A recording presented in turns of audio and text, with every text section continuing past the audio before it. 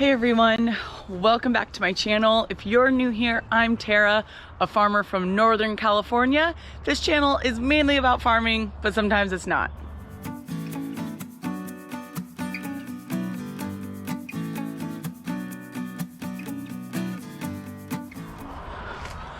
So we have had some major moves with the chickens lately. I added the mama, broody, and chicks all to the chicken run, and I'm working on getting my rescues hopefully moved into this coop. I think I need to build a little ladder for it today. A friend gave me this coop. It's in great condition, so I'm thinking the rescues will go in there. And then I accidentally got some meat birds. They were supposed to be egg layers, but I quickly found out that they're Cornish cross. My goal is to put them in my omelet go. That way I can keep moving them around on green pasture. We have been on, that's good morning from Roscoe. We have been on a chick watch with my Bantams, and last night I noticed a few of the eggs kind of peeping. So I'm hoping we have 1 or 2 healthy chicks this morning. We'll see.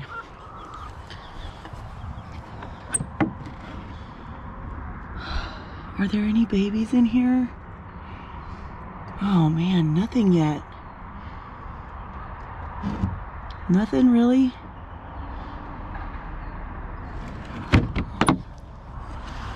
All right, well, I didn't see anything yet, but I'm hoping maybe by lunch.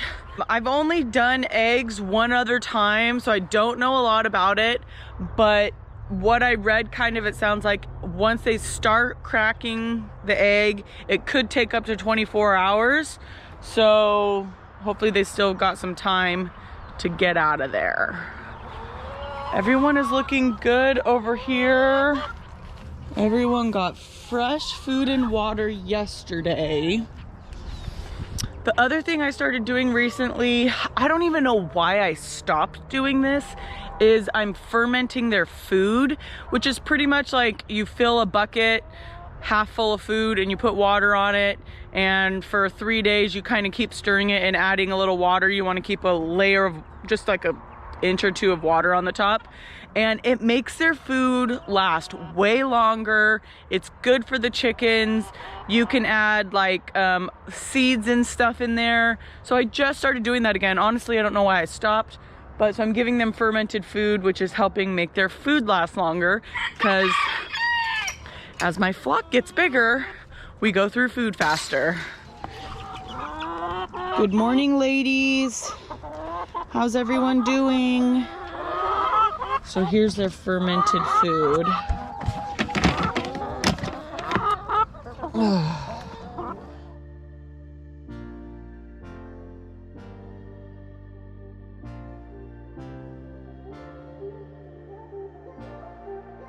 So here's Mama, and all her chicks are looking really good. And then I got these older hens a few weeks ago. I've got Red and Olive there. They were older, like 6 weeks old when I got them. And then I've got a couple here that I got as young chicks. We've got an Olive Egger. This is my new rooster, Oliver. And I think the black one next to him is going to be a rooster too, but I'm not sure. The comb was turning red, but it's up in the air right now. But Oliver is definitely a rooster. He's got a massive comb, and it's been pretty big for a while. Another thing someone told me, you can see how Oliver and Red look similar, but Red's pattern is perfect. It's nice and smooth, and it blends all together, where Oliver's is messy. And unfortunately, I'm not going to be able to get close enough to him, but it's very messy. It doesn't lay perfect. And a friend told me that's a sign of a rooster.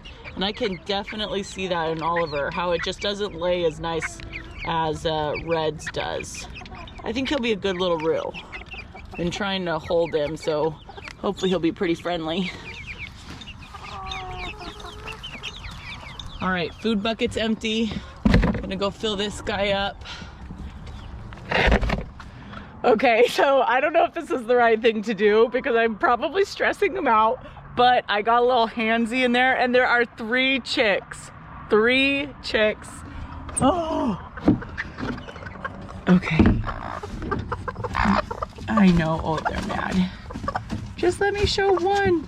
There's one. Oh, I'm so excited. Okay, I'm not gonna stress you guys out, lady. Anymore. You've done good. So here are my 3 meat birds, accidental meat birds. They've been sleeping in this rabbit cage the last 2 nights with no heat lamp. Their little bodies are so hot. So I was a little worried the first night, but now they're doing totally fine without the heat lamp. I put them out during the day to try to get them to forage, but I am hoping to get them in a coop out there pretty soon.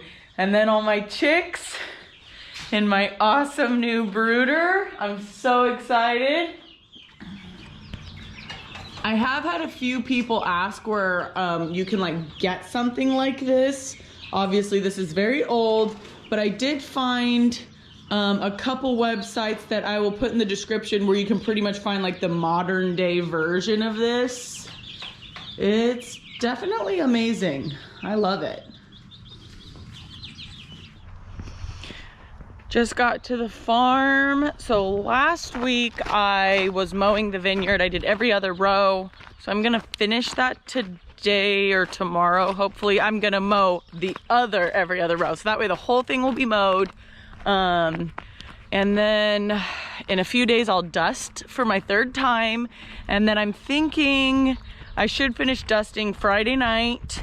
So I'm thinking on Saturday I'm gonna try to hook up to my disc and then start disking every other row. I was hoping to disc this week, but you know, that's just how things go. So we'll see where we get. But for now, the weather is beautiful. It's gonna be super hot this week. We're supposed to be getting like almost to the 90s every day. So we're having a bit of a heat wave here in the beginning of May. But yeah, gonna get going early this morning before it gets too hot. Oh, just remembered I have to go put sunscreen on.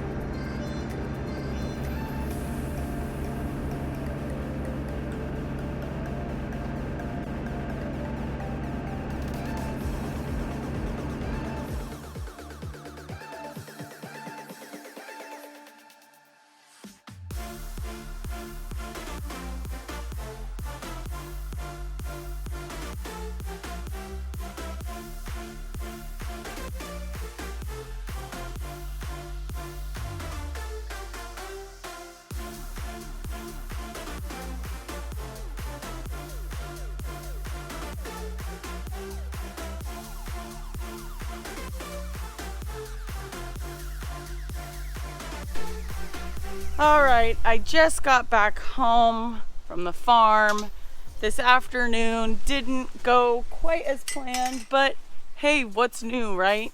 I ended up having to run some errands and get some things for my dad's planter, but I got a little bit of stuff done. So I'm back home with the chickens, and what I think I'm gonna do is move the broody hens into like my broody coop. I was trying to keep them in the omelet. The problem is the omelet has this like ladder that there's no way the little baby chicks can get up and down. And I kind of was trying to decide, this is the crate I normally put like broody hens and babies in. And I was like, do I want to try to shove that crate back there? But then I'd have to crawl in here every single night to close it, where with that white coop, it's really easy. The door's big and I can just like reach in and close it. So right now I am going to move the broody hens and the babies into this crate, which is going to be a little bit of a struggle because there's 4 chicks now and 3 mamas that are already super pissed that I keep looking at them, but we're going to give it a go. I'm going to try to get everyone moved and hopefully it'll be okay. We're just like at a changing period right now. A lot of learning for me. And I also have the meat chicks over here.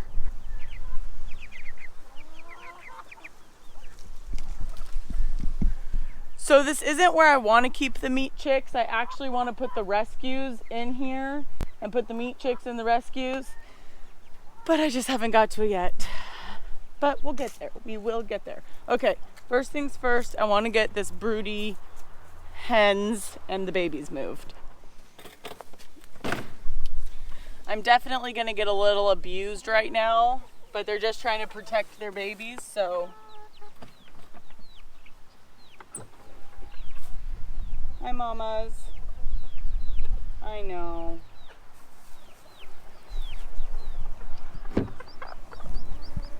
Here's all the mamas.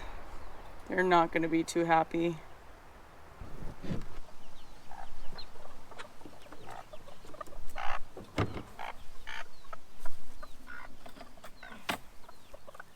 Oh, we have another baby coming. I can see movement in there. It's probably like, what the hell? Here, mama. Get on that egg. Get on that egg.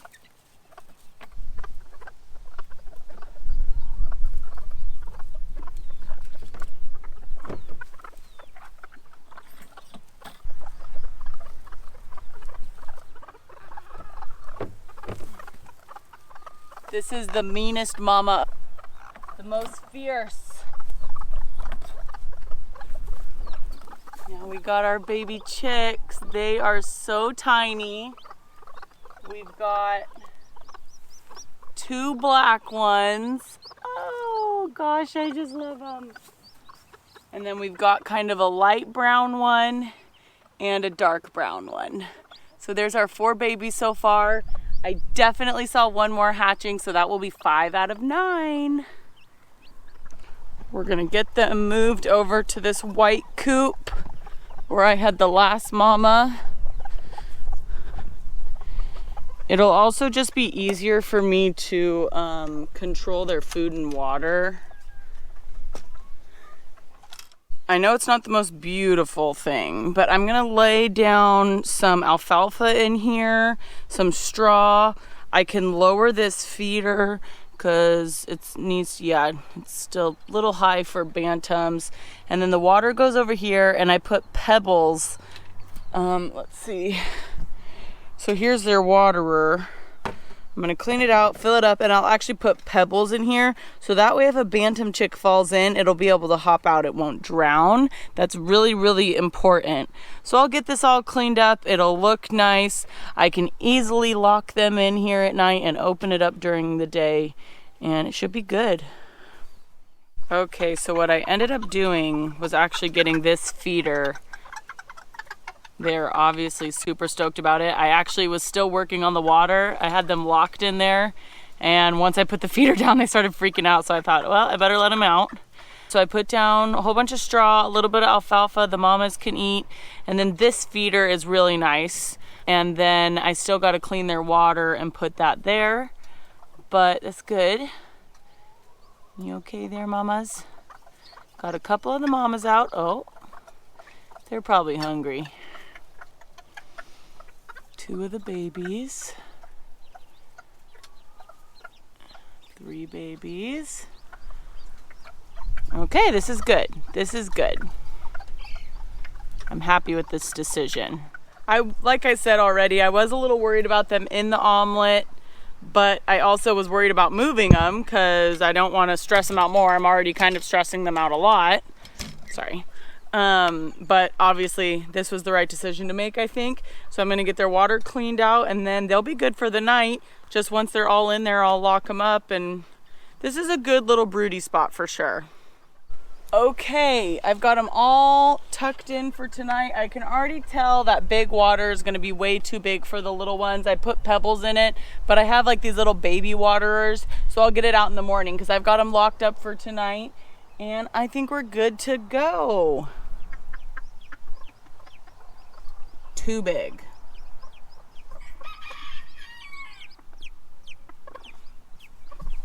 Okay, and now everyone else, let's see, it's only 6:30, so honestly I probably don't even need to lock them up, but everyone's else probably got about 2 more hours before they're going to be ready to be put in.